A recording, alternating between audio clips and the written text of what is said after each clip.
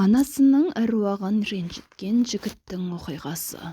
Құрметті оқырман, каналыма қош келдіңіз.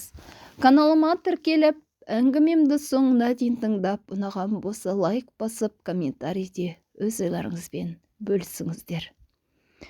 Кішкентай кезімде өзімнен бірақ жас үлкен әпкеммен ойыншыққа таласып, жиі ұрысып қалатынмын. Сонда әжем, құлыным, адам баласы бұл өмірге қонақ болып келген.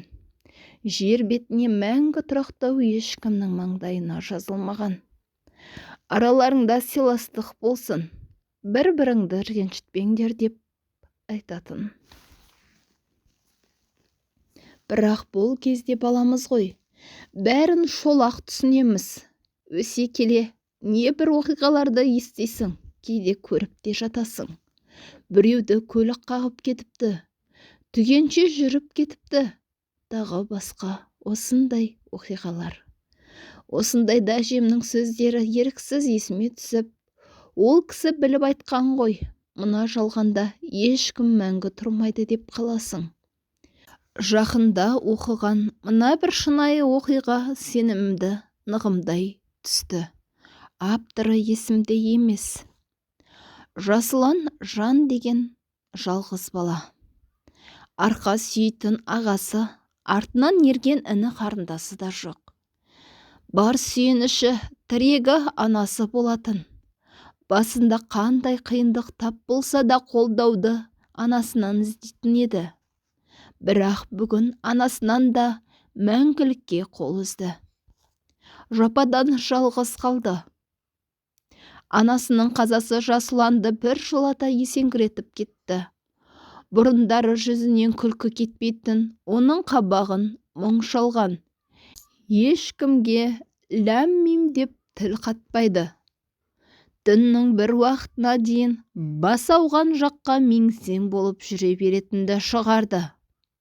Тек таңға жуық үйіне оралады. Бірақ анасыз үй қаңырап бос қалғандай. Табалдырықтан аттай бере, анасы есіне түсіп, егіліп қоя береді. Құдды қара түнекке енгендей күй кешеді. Осындайда дос жаранның үйін жағалап кететін болды. Арада біраз күндер өтті. Уақыт ұлы емші дейді ғой. Қайғылы күндер алыстап, Жасұланның да жарасы жазылып, ел қатарлы өмір сүре бастады. Күнделікті тамағын өзі даярлап, үйдің де жұмысын өз мойнына алған. Кейде жұмыстан кейін достармен бас қосып, біраз серігіп қалады. Енді ғана қанатын қайта жазып, самғай бастағанда, мынандай бір сұмдық жағдайға тап болады. Кешкі асын ішіп болғанда Жасұлан дастарханның бетін жуып, жуыну бөлмесіне кіріп кетеді. Қайтып келсе, ыдыс жуылған, дастархан жиналған, бәрі өз орнында. Таң қалады. Алайда өзім істеген болармын деп аса мән бермейді.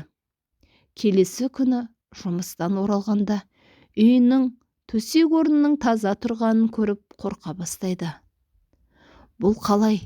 Мұны кім істеген? Деген ой маза бермеді. Әрі ойланып, бері ойланып түсінбей дал болады. Үйдің кілті болса өзінде ғана.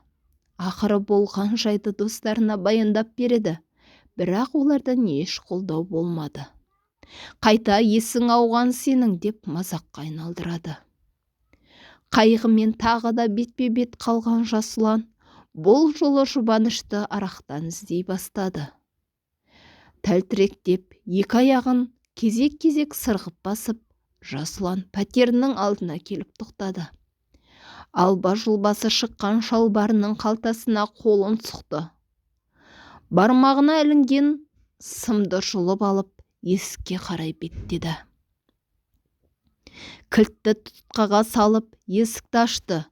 Әбден діңкесі құрыған.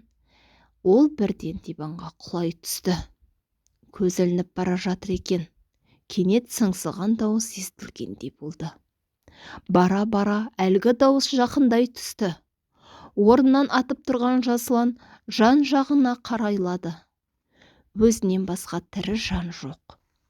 Жылаған дауыс біресе теледидар жақтан, біресе іргеден, ал дәл қазір терезе жақтан шығып тұр.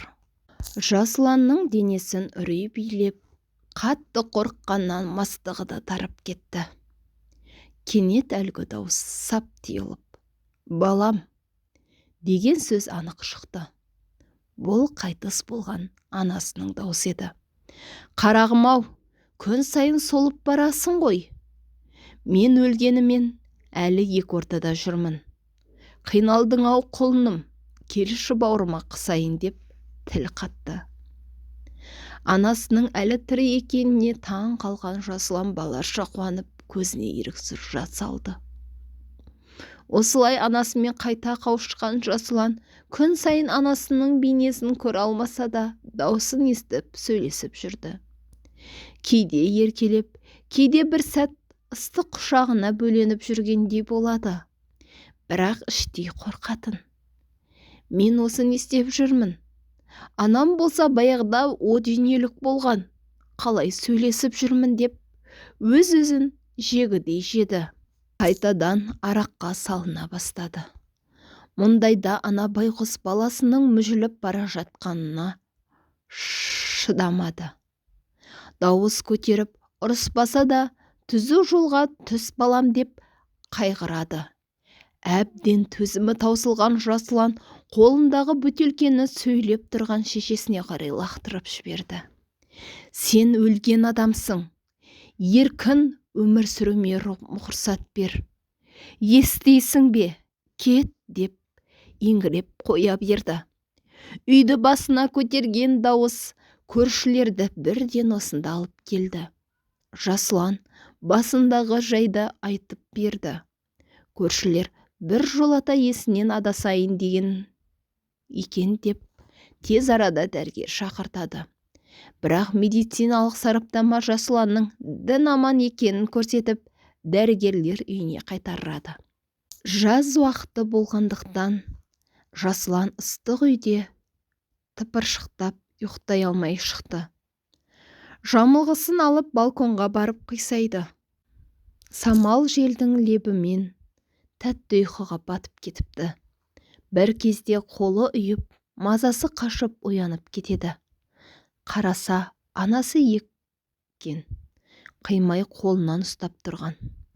«Қош бол, шырағым, о дүниеде кездесерміз» деп күрсіне шыққан анасының даусы бірте-бірте алыстап кетті.